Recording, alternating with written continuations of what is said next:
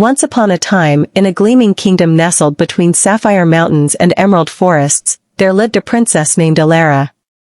She was wise beyond her years, with a laugh like wind chimes and eyes that sparkled with curiosity. But what set Elara apart most was her heart, kind, brave, and always yearning for adventure beyond palace walls. One day, while wandering alone near the edge of the forbidden marsh, a place no one dared venture, Elara heard a strange cry. Following the sound, she came upon an ancient willow tree, its roots knotted like the fingers of an old sorcerer. Beneath it, an injured frog lay gasping. Elara knelt. "Are you hurt, little one?" she whispered.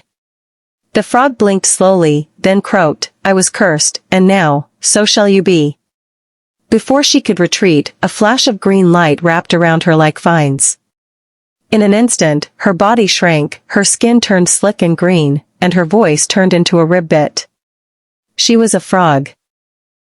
From the shadows stepped a cloaked figure, the swamp witch, forgotten by most but feared in legend. "You, daughter of kings, must learn humility and love beyond appearances," the witch said.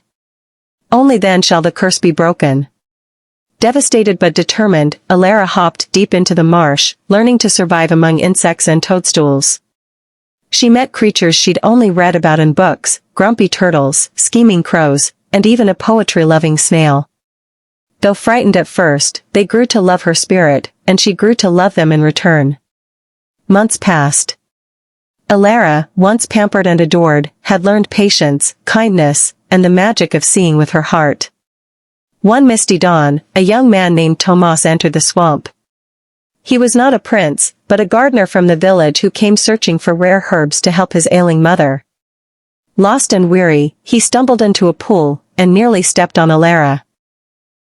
She warned him with a sharp ribbit, and when he backed away, she guided him gently through the safest path, leaping from stone to stone. Each time he thanked her, she blinked warmly.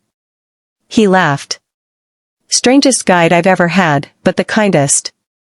As he reached the forest's edge, he turned to her. "I wish I could thank you properly. If only you were human." Moved by his sincerity, Tomas leaned forward and kissed the little frog's forehead. In a whirl of green mist and silver light, Elara was transformed.